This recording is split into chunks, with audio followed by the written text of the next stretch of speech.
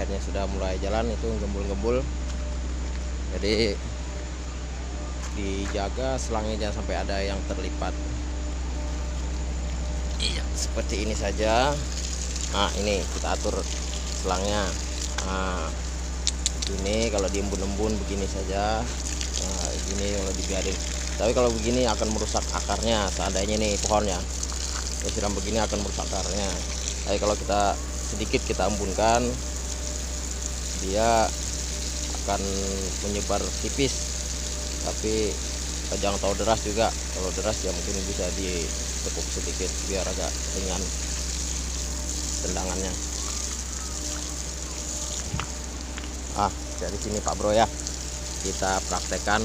Nah, itu kita lihat di bawah, kita jangan dari atas. Dari atas nanti daunnya terlalu berat karena penopang di bawahnya tidak stabil dan tidak bisa banyak masuk ke bawah karena tanah yang bedengannya yang terbatas. Ini kan balok ini 10 cm, itu baloknya juga nggak nyampe penuh, itu ya paling 7 cm lah tanahnya. Jadi kalau ini kan sudah terlalu tinggi nih pohonnya, jadi kalau kita siram dari atas kemungkinan besar akan roboh.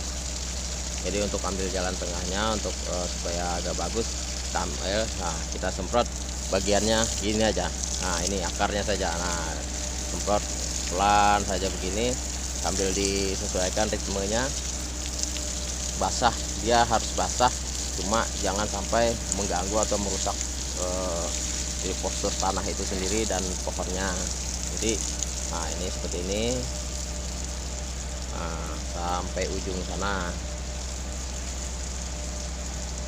Nah, oke. Jadi pohonnya pun tidak goyang. Nah, goyang tapi tidak, maksudnya tidak mengakibatkan kerusakan. Nah,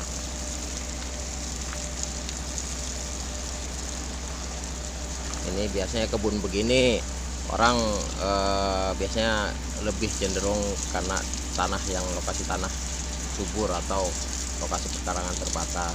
Nah, itu cabenya sudah mulai berbuah tuh.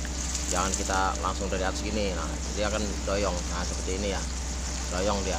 Nah, miring. Nah, kita harus begini saja untuk menjaga kestabilan tanah. Nah, itu cabenya tuh udah miring tuh. Nanti harus kita benahi lagi. Nah, nanti untuk atasnya mungkin diembun-embunkan sedikit gini aja, jangan terlalu lama, bentar aja. Nah, kira-kira basah sedikit udah. Jadi dia kena sinar matahari tidak akan layu, tidak mudah layu, bukan tidak akan layu tapi tidak mudah layu. Untuk atas begini Pak Bro. Nah, jadi yang kita perlu basahin bagian atas saja. Yang pertama timun ini pohon atas nih, paralon yang pertama nih. Nanti dia secara otomatis airnya akan turun ke bawah melalui lubang-lubang yang sudah diberikan di paralon itu. Jadi yang perlu paling dibasahin itu paling atas.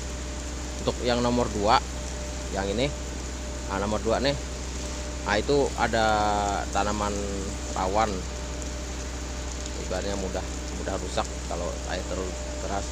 Jadi cukup basahi atasnya, nanti dia turun ke bawah karena itu ada jenis seledri atau sop-sopan, itu rawan sekali. Kalau kena tendangan air kencang dia akan patah. Nah, sama yang bawahnya, kalau yang tengah nggak usah. Nah, itu di pelan-pelan mupaskan akar itunya. Kalau ini ke tanaman nih, tanaman termasuk tanaman kuat, cuma tanahnya terbatas di dalam paralon, jadi harus banyak air biar dia untuk nutrisinya. Nah, habis itu bawahnya tuh. Jadi yang nomor 2 tadi nggak usah disiram karena ada tetesan air dari atas sudah cukup. Nah, siram lagi Pak Bro. Nah, tinggal ritmenya dimainkan, jangan sampai nanti jenis airnya begini. Nah, itu merusak itu. Nah, gini saja yang sedang. Nah, itu kan kelihatan tuh rusak nih habis tendangan air. Jadi pucuknya kita siram lagi, nanti kan di air mengalir ke bawah. Nah, ini untuk yang di dalam ini ke bawahnya saja. Nah, bawahnya saja. Ini pohon ceri atau karsen. Nah, setelah itu kalau sudah semuanya bagian sini sudah, kita semprot atasnya lagi. Untuk itu kan di atas tuh ada pare tuh. Nah, kita basah-basahin aja daunnya, basahin sedikit cuma merata. Nah itu pokoknya jangan sampai ditembak, apa semacam kayak ditembak lah air itu, cuma diembun-embunkan aja. Nah, kalau dari sini terjangkau semua, cuma paling nanti di ujung sana yang tidak terjangkau. Jadi sini usahakan secara maksimal. Nah, bawahnya hindarin air yang tendangan air yang secara berlebih, itu akan rusak.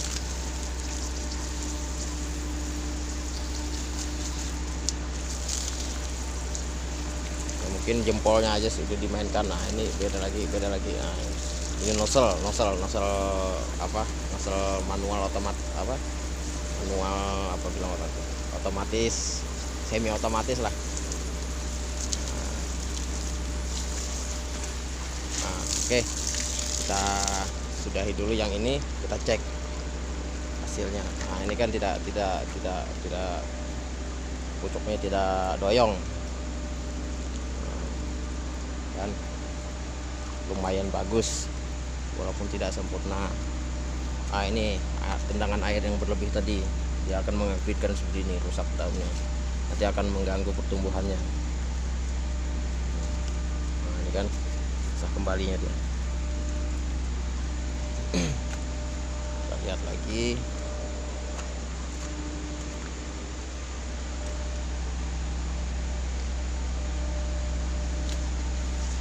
Nah ini pohon KB tadi yang kita contohkan, airnya berlebih tadi, tendangannya, jadi pohonnya doyong.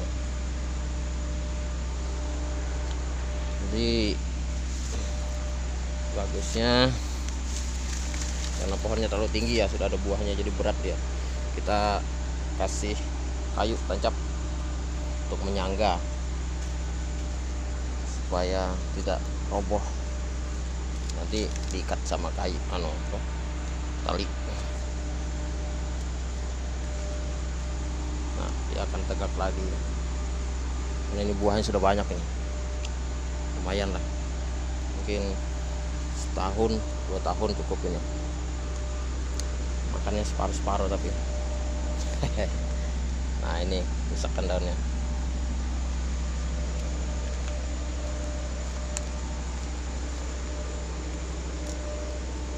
Wah ini doyong nih, karena ini tanahnya tadi tidak stabil dan sedikit cengkeraman akarnya, tidak terlalu banyak. Kayak dikasih ini kayu ini, bagusnya diikat sebenarnya, cuma belum sempat ngikatnya.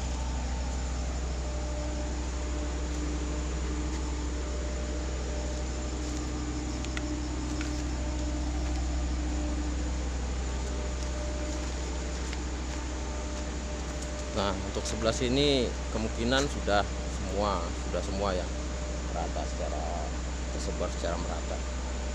Jadi kita matikan saja airnya. Nah ini juga basah juga semua.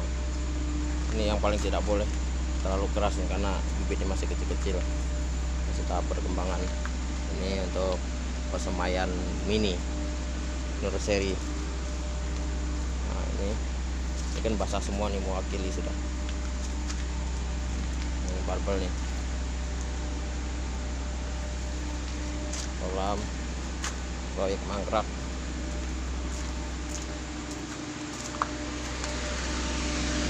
Nah ini mangkrak tapi hampir jadi,